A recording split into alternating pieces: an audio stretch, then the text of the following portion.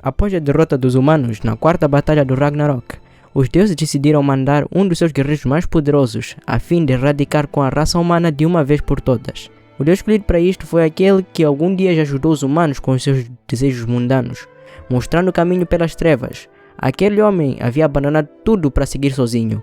Então, ele encontrou a iluminação. Através de todo o céu e terra, apenas ele é um honrado. O ser mais iluminado de todos, os humanos o chamam de Buda. Exatamente, Buda lutará pelos deuses na quinta batalha do Ragnarok. Os humanos entraram em desespero. Já os deuses só puderam se exaltar e ficar alegres. Porém, é quando Buda continua caminhando até o local oposto da arena, parando do lado dos humanos. Heimdall tenta guiar Buda até o lugar certo, mas Buda toma sua corneta e diz em alto e bom som que ele lutaria pela humanidade, surpreendendo a todos. Todos vaiam o deus. É quando Buda os manda calar e diz que se os deuses não irão salvar os humanos, ele mesmo irá os salvar. E qualquer deus que ficar na sua frente, ele irá matá-lo.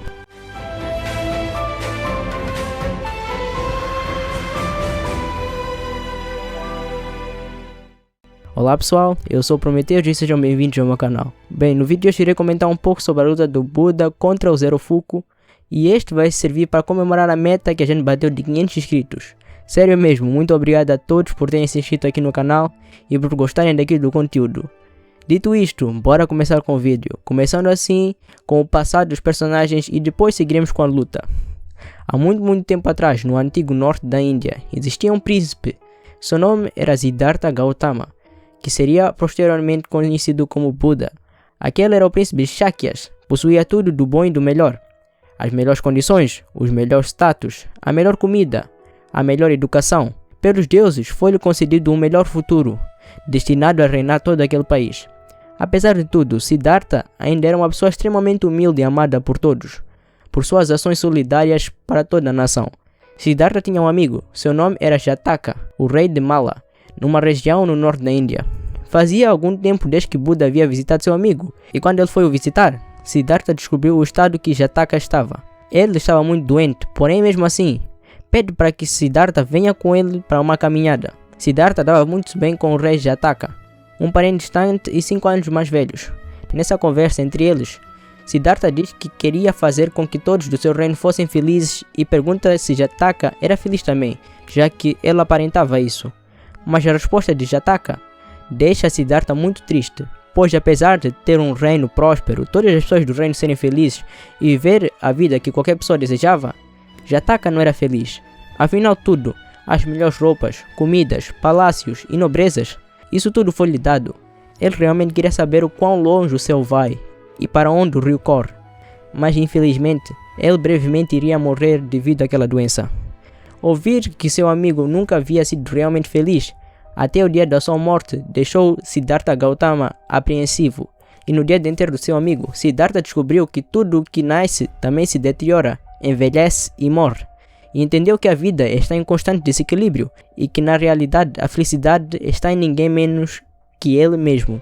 Assim Siddhartha Gautama alcançou a iluminação. Assim, vestindo roupas inapropriadas para um príncipe, Siddhartha chega no velório do seu amigo a espalhar um monte de flores em volta do salão. Ele chega já destruindo a oração dos sacerdotes e dizendo que Jataka não precisava da bênção dos deuses para ser feliz, pois ele mesmo tinha sua felicidade bem ali. Assim Siddhartha leva o corpo de seu amigo até o rio, dizendo para que ele veja com seus próprios olhos até onde aquelas águas vão e o quão longe o céu pode alcançar. Então Siddhartha fugiu do seu reino, abandonou sua esposa e crianças, suas vestes reais e condições. Ele abandonou tudo o que tinha. Então, como um chifre de rinoceronte, ele trilhou seu próprio caminho solitário, alimentando as pessoas presas em suas religiões, desmistificando crenças e impedindo sacrifícios. Ele ajudou um monte de pessoas que futuramente o seguiram, a fim de atingir a felicidade e o nirvana. Ele lutou contra o destino que lhe foi decidido pelos outros. Da mesma forma, na antiga Ásia, quando os deuses ainda tinham alguma proximidade com os homens, alguns deuses moravam na terra para cuidar dos humanos e guiá-los no caminho correto.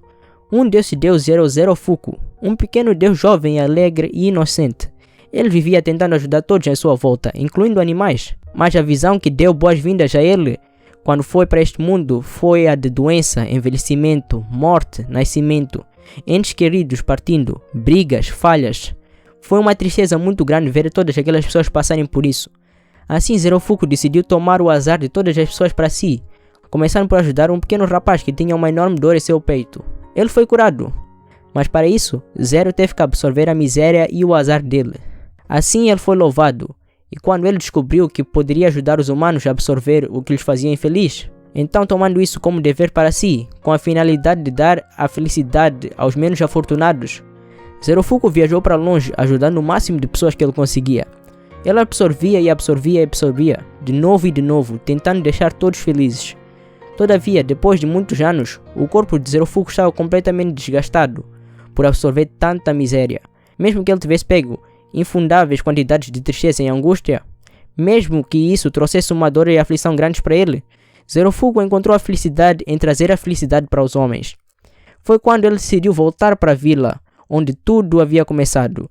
Foi lá onde ele descobriu a verdadeira natureza humana. Quanto mais dores Zero tomava, mais eles perdiam a visão da felicidade e caíram na depravação e no pecado sem falha. Zero encontrou o mesmo menino que algum dia havia curado. E mesmo Zero ao salvar a vida do menino algum dia, ele sentia nojo de Deus e o desprezava cuspindo no chão. Zero não podia acreditar naquilo que estava acontecendo. Ele não entendeu o que estava acontecendo. Depois de tudo aquilo que ele fez com o povo, eles ainda não eram felizes. É nesse momento que um homem, juntamente com um monte de seguidores, chega na cidade. Aquela era Siddhartha Gautama, que agora era conhecido como Buda. Aquelas pessoas eram enfermas e miseráveis, mas apesar de tudo, elas eram felizes. Vendo aquilo, Zero não poderia acreditar no que estava à sua frente. Todos eles iluminavam a cidade, fazendo com que alguns cidadãos parassem o que estavam fazendo para olhar para Buda. Zero explica para Buda aquilo que ele fez, abdicando tudo de si para absorver as dores dos outros e tirar suas infelicidades. Mas mesmo assim as pessoas não eram felizes. Mas ao contrário disso, as pessoas ao lado do Buda eram felizes apesar de terem as suas enfermidades. Buda diz para Zero Fuku que a felicidade não era algo que possa se dar aos outros, é algo que precisa ser conquistado por si mesmo. E assim, ele chama Zero Fuku, para que assim juntos, eles alcancem a iluminação. Não aceitando aquilo que acabava de ouvir, e com inveja do humano, Zero foge do local, correndo e correndo para bem longe. Em uma floresta, ele chorava e chorava. Assim toda a miséria e infortúnio o transformou em um monstro, o que fez tentar atacar uma criança e uma mulher. Mas é quando Zero inconscientemente se divide em 7 partes. Essas mesmas partes seriam conhecidas futuramente como as 7 fortunas, os 7 deuses da sorte. Mas antes de continuarmos aqui com a luta, temos alguns acontecimentos importantes que ocorrem no meio das lutas. Assim irei contar de forma cronológica de como isso aconteceu. Enquanto a luta do Raiden e do Shiva estava rolando, Loki, o deus das trapaças e da mentira, vai ao encontro de Buda. Pelo que parece, Loki havia descoberto uma coisa que estava a deixar ele com uma pulga atrás da orelha. Ele acha muito estranho como os humanos estavam conseguindo derrotar deuses, e isso tudo por conta da magia das Valkyrias, a Volund. Mas ele se pergunta se desde sempre elas tiveram esse poder. É quando ele nota que Buda tinha uma coisa parecida na sua religião, que é o destino em comum, que tinha basicamente o mesmo conceito que a Volund. Loki então pergunta para Buda se ele era um traidor. Debochando, Buda pergunta: e se ele for o traidor? Então Loki responde que ele o mataria. Assim começa uma briga entre os dois, que acaba escalonando com a chegada dos 7 deuses da sorte, ficando do lado do Loki e do Sasaki Kojiro, Okita Soji e Kondo Izami ficando do lado do Buda. Infelizmente para nós que queríamos ver porrada, Zeus e Odin chegam para intervir nessa luta. Assim todos retornam para os seus lugares da plateia do Ragnarok.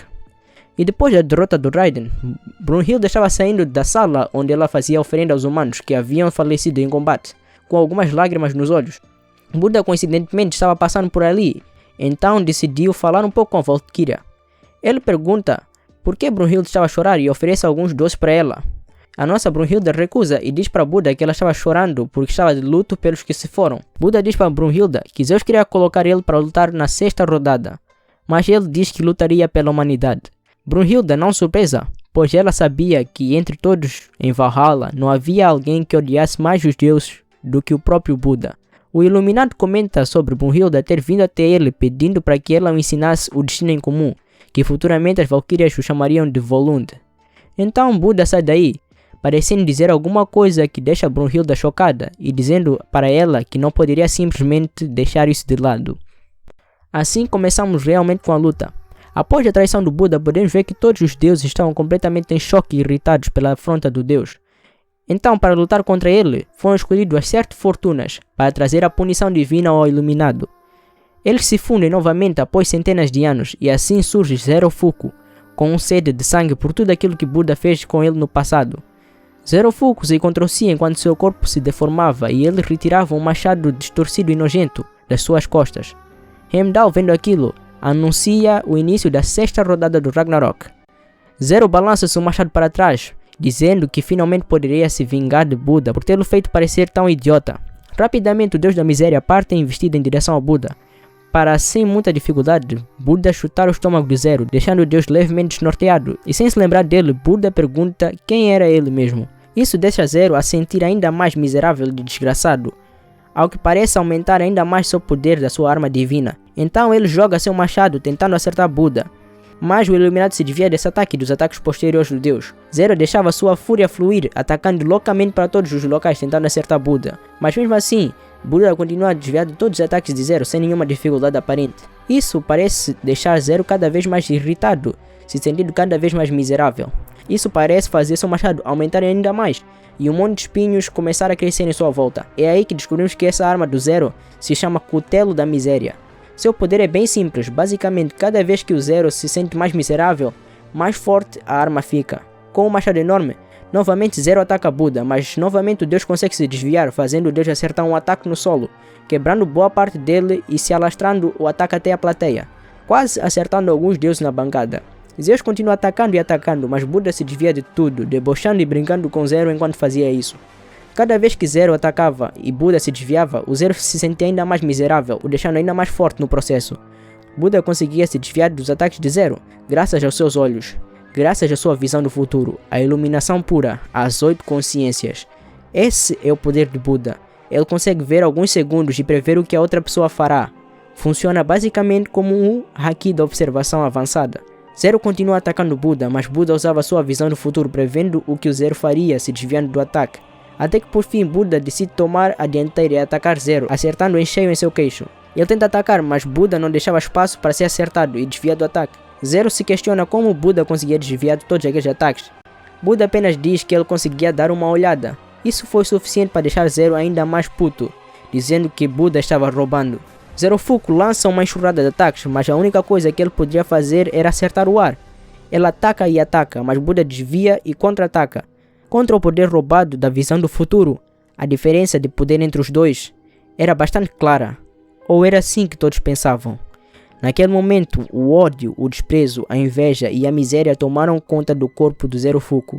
Sangue em forma de lágrimas escorriam dos seus olhos, acumulando toda a miséria de Zero Fuku em seu cutelo. O primeiro a notar algo de errado foi Buda, que se afastou do deus imediatamente. O cutelo da miséria de Zero mudava de forma, se tornando um enorme machado com várias lâminas. Um machado tão grande que era capaz de cobrir grande parte da arena. Aquele era um ataque que mesmo Buda, contendo a visão do futuro, não tinha como se desviar a tempo. Buda então decide não se desviar, mas sim defender o ataque de Zero com seu cajado dos seus reinos, entrando na forma Ashura, tomando a forma de um enorme escudo bloqueando o ataque de Zero Fuku. A arma divina do Buda provavelmente deve ser uma das mais versáteis do anime. Basicamente, ele consegue assumir 6 formas diferentes, inspiradas nos 6 reinos budistas. Essas formas reagem às emoções do Buda, se ativando a melhor arma dependendo da situação em que Buda se encontra. Quando Zero vê que até mesmo esse ataque não tinha surgido efeito nenhum em Buda, ele fica extremamente irritado. Já Buda diz para Zero Fuku que o ajudaria a lidar com a sua puberdade. O Iluminado repele o ataque de Zero Fuku para longe. Logo, sua arma muda de forma novamente, entrando no reino animal e assumindo a forma de um porrete.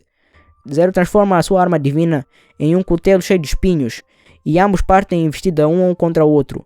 Mas Buda facilmente consegue desviar do ataque de Zero e acertar uma porrada que desestabiliza o miserável e faz ele cair no chão. Por fim, começa mais uma trocação de golpes dos dois.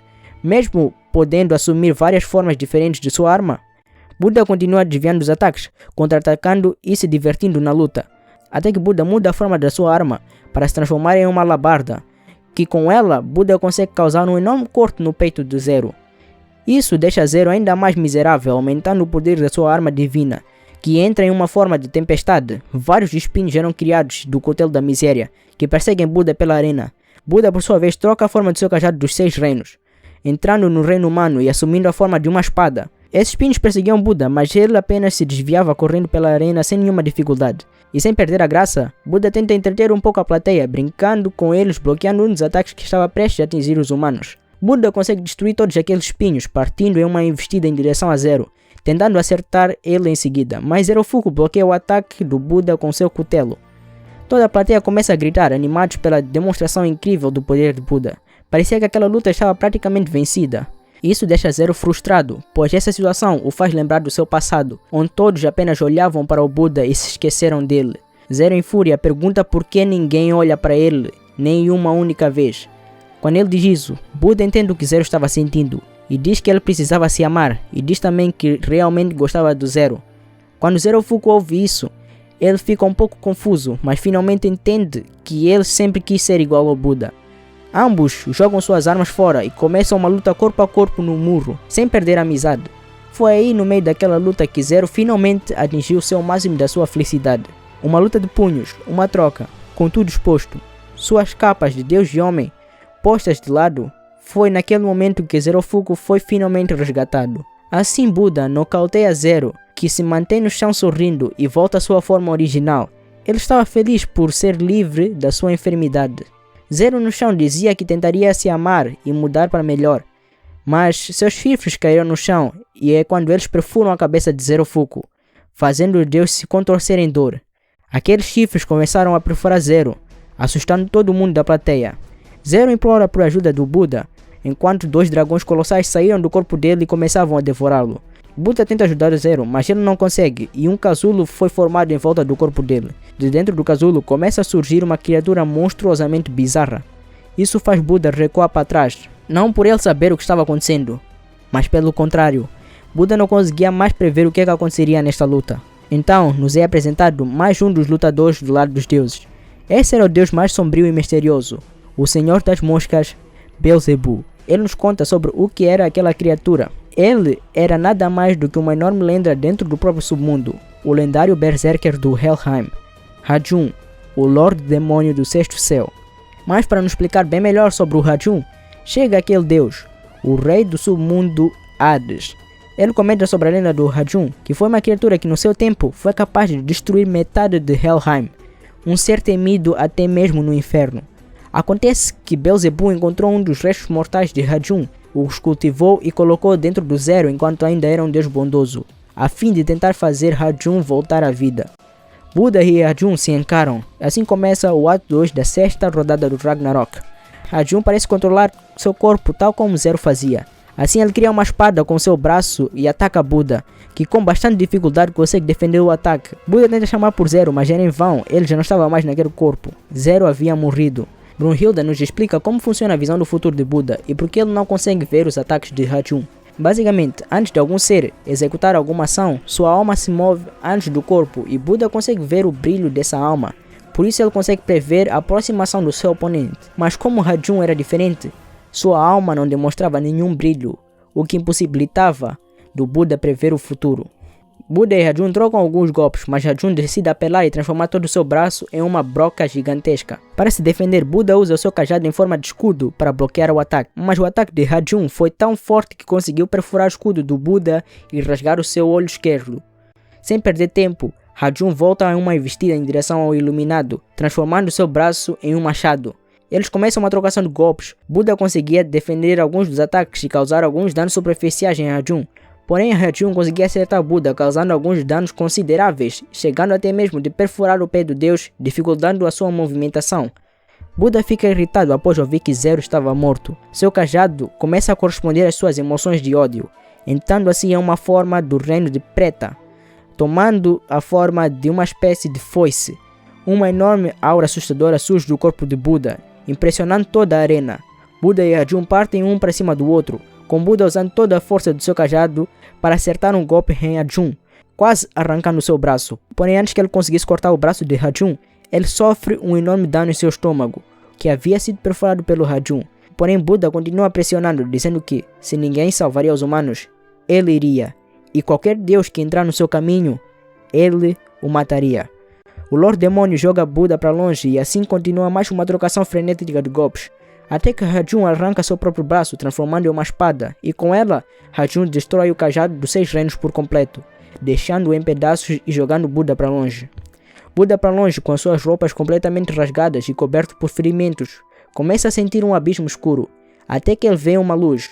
Assim o iluminado o alcança, sentindo como se alguém estivesse segurando em sua mão. Então novamente ele se ergue, desta vez segurando o cutelo de Zero em sua mão. Assim Buda e Zero fazem uma Volund, se tornando assim a arma divina suprema, a espada do grande Nirvana Zero.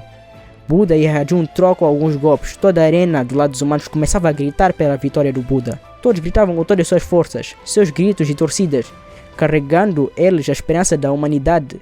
Se unindo, era como um rio que tinha diversas correntes, que iriam parar todos no mesmo lugar, assim alcançando Buda.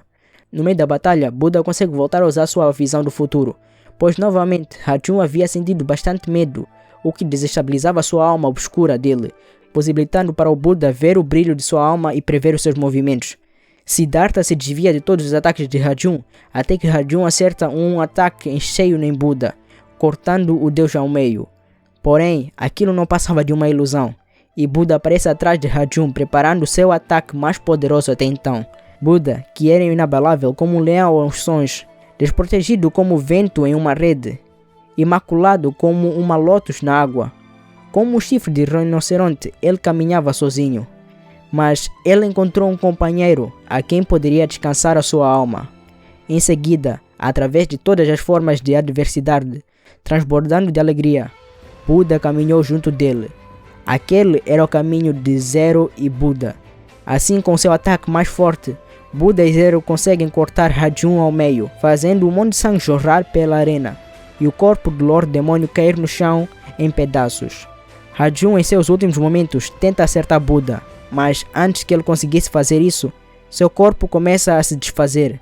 Assim Buda pode olhar para o céu e pela última vez ver Zero e se despedir dele e dos outros deuses da sorte. Assim, o vencedor da 6ª rodada do Ragnarok foi proclamado como sendo ninguém mais, ninguém menos que Buda, o Iluminado. Assim também termina a 6ª batalha do Ragnarok e também termina este vídeo.